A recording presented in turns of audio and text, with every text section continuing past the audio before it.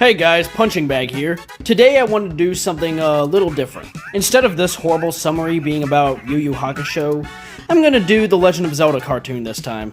So if you didn't know, I'm a huge Legend of Zelda fan. You could probably tell since my Wobbuffet avatar now has a Triforce of Power on him. But I've always been a fan of the Legend of Zelda series ever since I was a kid. Legend of Zelda Twilight Princess is my personal favorite game of all time. And as a kid, I heard there was a Legend of Zelda cartoon, and I thought that would be the coolest thing ever. But it's not. It kinda sucks, actually. Now, I don't hate the show, there's just a lot of weird stuff in it. Some parts of the show are kinda cool or funny, and then other parts are just, like, really cringe or dumb. So I'll just get on with the show. Hey, paisanos! It's the Super Mario Brothers Super Show! Okay, I just turned it on. Why is it playing the Mario opening? This is Linkin Park. Okay, so after all that, we get to the actual Zelda opening, and it's actually kind of cool. Triforce of Wisdom, Link. The evil wizard Ganon has the Triforce of Power. Remember back then when there were 2 Triforces? Yeah, that was stupid. I'm glad we have 3 now. Zelda has the Triforce of Wisdom, and Ganon, not Ganondorf, has the Triforce of Power. And Link does not get the Triforce of Courage, because it's not in this continuity. I find this funny, but Ganon has this huge jar in his base that respawns as monsters, and it's called the Evil Jar. Oh yeah, also Link talks in the show. Nice job, hero! Hey, excuse me, princess. Hot take, but Link talks in the games. Like, you know when you select yes and no? That's him talking. I hate the idea that Link doesn't talk. That makes no sense. Oh yeah, also Link is a huge creep. Looking good, princess. Especially from this angle. Like, what the hell is this? Luckily, Moblins appear to beat up Link. Yeah, Moblins. Hold it while I get the Triforce. I find it kind of funny that the Moblins are really small in this show because in other games they're usually depicted as kind of big. We had to wait until Wind Waker to get smaller Moblins known as Bokoblins.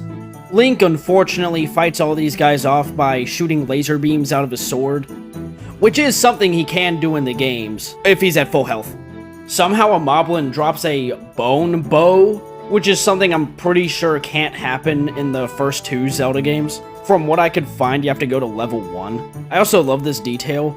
Link is able to put away his larger items in his pocket, but it looks like it's a magic pocket, which explains a lot in games like Twilight Princess where you have really large items.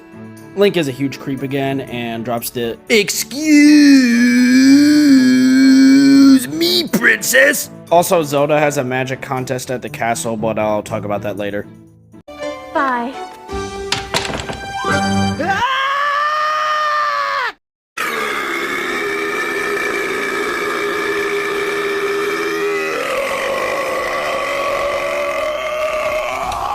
Now we cut to Ganon, who is probably my favorite character in the show. He gets so pissed off that he spam teleports. You barely even see him walk in his own lair.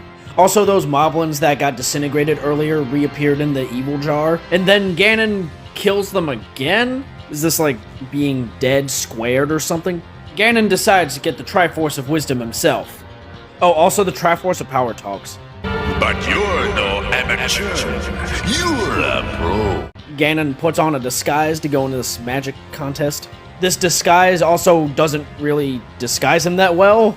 You can still tell that he has green skin, glowing red eyes, and probably a large snout underneath that veil. Ganon also says that he can't teleport outside of the underworld, which is really weird. So he just has a bunch of Stalfos carry him. Badass can't walk, I guess. Okay, so when Ganon gets there, he creates a keys and tells it to get the Triforce of Wisdom. Yeah, he's getting one of those bat enemies that die in one hit to catch the Triforce, I guess. Also, for some reason, the Keese is able to talk. I find that really weird. Really weird detail I noticed. The Triforce of Wisdom is blue in the show, but in the opening of the show, it's green. I have no idea why. Ganon tries to distract Zelda by making a nearby lizard turn into a giant dragon thing. I originally thought this dragon was Aquamentus, but in a later episode, Aquamentus does actually show up and it looks very different. Oh yeah, anyone remember Aquamentus?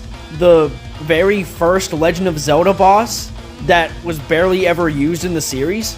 Link comes in referencing Mortal Kombat.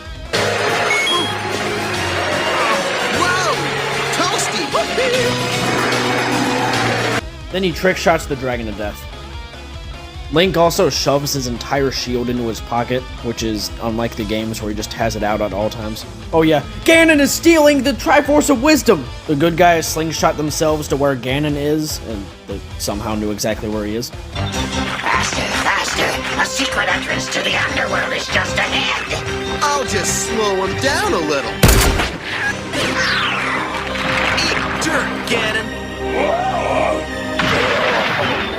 Get them now! Ganon's minions kind of suck. They keep on getting disintegrated in one hit, and it's just causing a lot of problems for Ganon. Ganon should just summon, like, some of his bigger guys more often, like Gleeok and Goma, Manhandla even. Like, they would have probably done a really good job at capturing the Triforce. Then Link pulls off the stupidest strategy I've ever seen. He wraps his belt around both him and Zelda so they can fight on both sides. There are many reasons why this should never work, but I mean, you could probably guess all the reasons. No, you imbeciles! Get them like this! What is he doing here? Why is he acting like his Smash Bros. Counterpart? Before Ganon gets away with the Triforce, Link smacks a bomb right into Ganon's rock hidey hole thing and completely blows it up.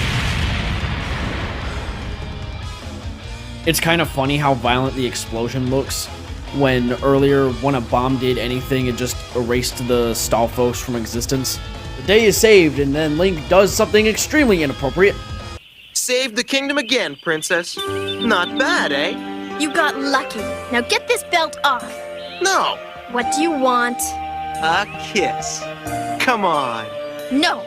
Then we stay like this. Then Link's fairy that I've not mentioned for the entire video because I don't think she does anything for the whole episode, comes in to save the day. Oh yeah, Ganon actually died from that. So he just respawned in the evil jar, which is far worse than death. I have so many mixed feelings about the show. There's a lot of stuff I like, such as seeing old interpretations of enemies and other characters. But then there's also other parts I don't like Link's Quagmire-esque personality. So yeah, this show is like extremely weird and I have no idea how to feel about it. Oh yeah, and you can watch it too. It's both on Amazon Prime and then also YouTube. If you like this video, please consider leaving a like and also subscribing. I'm almost at 100 subs. And you could also comment some video suggestions that I could probably take in the future. Thanks for watching.